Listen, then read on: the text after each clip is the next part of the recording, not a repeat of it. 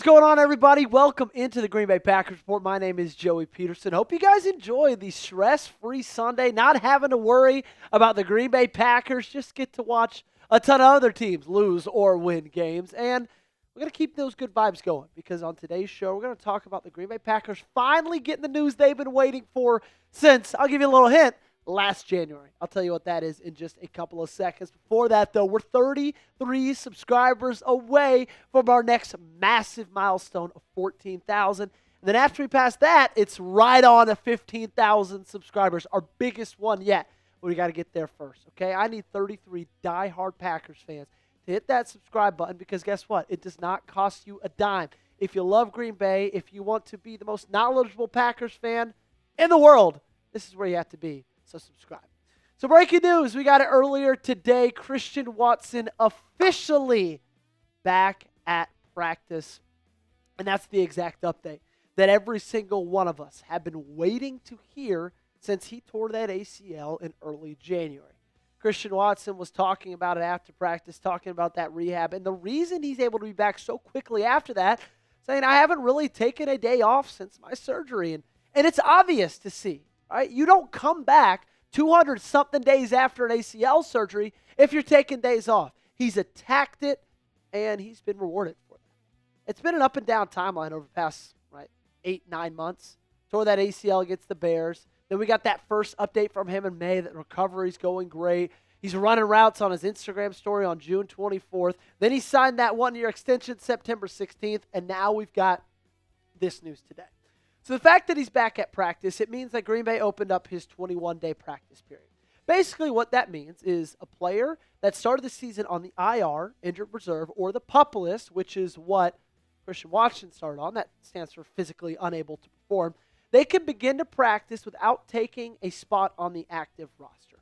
So they've got 21 days to practice without taking up anybody else's spot, but then when they when they get told they're playing, when they make the active roster for a game day, that 21-day practice window is over. And if they don't make the game day active roster within that 21-day window, then they have to go to IR season ending, and they're out for the rest of the year. Being back 274 days after a torn ACL is absolutely crazy. Here's a picture of him running routes at today's practice, and you'll notice something. He doesn't even have a freaking leg sleeve on. Like, this dude's an absolute beast. So happy to have him back. Cannot wait to see the wrinkle that he adds in this offense. We talked about it this past weekend. It's going to change everything, I believe, especially with the wide receiver injuries that you've already gone through in your wide receiver room. Christian talked about it. He said, I feel like if it was the NFC Championship game tomorrow, I'd be able to go out there, feel confident for sure. But at the end of the day, I got to be as smart as I can be with it and not let it be a long-term thing. 9 months is long enough, so I want to get the 9 months out of the way and come back and be 100% Christian Watson. Go out there and not have to worry about it anymore. Well, Christian, we're happy you're back, and I'll tell you this, I'm not worried about it anymore. I got full confidence and faith in you. What's your one-word reaction to Christian Watson being back? My one-word reaction on today's thumbnail was finally. Curious if you reflect that same sentiment. You let me know in the comments section. The guy you're getting back is a big catch monster, averaging 17 yards a catch in his career last year in 15 games played, 29 catches, 621 yards, 21.4 yards a catch in 2024. So when is he coming back, Joey, right? Because they got 3 weeks for him to practice without having to put him on that active roster. You play Cincinnati at home, this upcoming Sunday. Then you go on the road to Arizona, on the road to Pittsburgh. My guess, like if I had to place a wager on it, would be that Arizona game. In my opinion, I just don't feel like they would risk it against Cincinnati. Like, I feel like they're going to say, you know what? We feel good about playing Cincinnati. We feel good about beating Cincinnati. And the reason that you should feel good about that is because Cincinnati's defense is one of the worst in the National Football League, letting up 31.2 points a game. 30th best in the NFL. And so I think they're saying, you know what, let's give him this full week of practice, get back in the swing of practicing. Let's sit him against Cincinnati. I think we can win that game without him, which I think you can. And then let's get him another full week of practice under his belt and have that first week back being against Arizona. who has shown some good things, but also they lost to the Titans yesterday, so Lord knows they've shown some bad things as well. That's my call. Week 7 on the road, Arizona. That is going to be his first game back. And if it's not that one, then I have a good feeling it's going to be against Pittsburgh the week after that. Coming up, don't go anywhere. We got some more injury news to get to, some more great injury news to get to. For that, though, want continued health for Christian Watson. I need you to send all those good vibes out that you can. Make sure to hit that thumbs up button. Like today's video. If you want him to stay healthy, keep being healthy, and that way he can come back and be his perfect self. So back at practice. This continues with good injury news, which is great because Green Bay has pretty much had nothing but bad injury news, it feels like, since the very beginning of this season. Zach Tom back practicing. All we know is he's suffering with that oblique injury. He had to leave. What was it? I think it was a Cleveland game they rushed him back for. Then he left after the first snap against Cleveland. Aaron Banks, he's dealing with that groin injury. And then Jacob Monk, 21-day practice window opened up just like they did with Christian Watson. So it looks like the offensive line depth is getting a little bit better, and which is great because let's be honest with each other. The offensive line has been bad recently, and that feels like the understatement of the year. Against Cleveland was the worst offensive line showing I've seen for this team in my history of watching them. And I think it's Dallas. It was better, but it still wasn't good. It really hasn't been good for the first 4 weeks.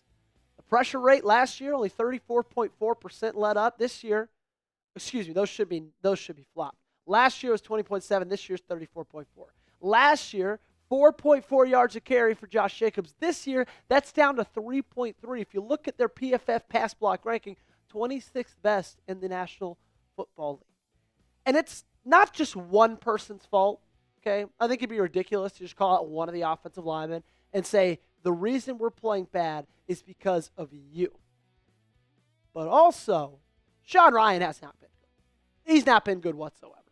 Peter Bukowski tweeted this out earlier today. 51 guards have played 200 snaps this season, and only 3 of them have worse passing grades from PFF than Sean Ryan.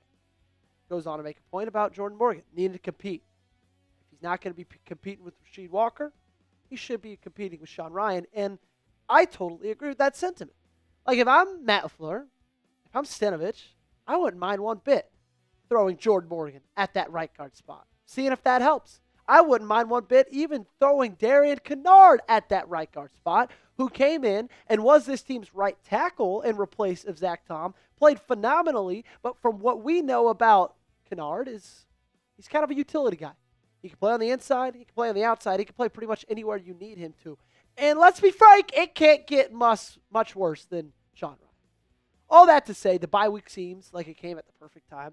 I remember when they dropped the schedule back in May, I was pretty bummed that this bye week was so early. And I might still feel that sentiment a little bit later, I don't know, in a couple of months. But, all in all, I'm happy that it's happening right now. And I'm happy that we're getting a little bit more full force going ahead in this schedule.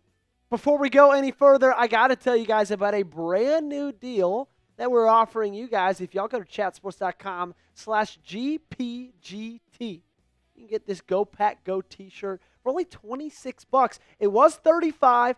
If you use code GRIDIRON, that brings it all the way down to $26. Of course, it looks good. It feels good. I know you need some new Packers t-shirts in your closet. I know you got ones with holes in the armpits, holes at the bottom. Well, this thing you can get for only $26. Go Pack Go on the front. I think it looks sweet.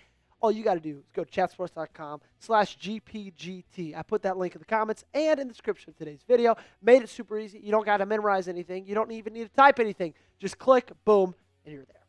Let's go around the NFC North before we get out of here on today's show.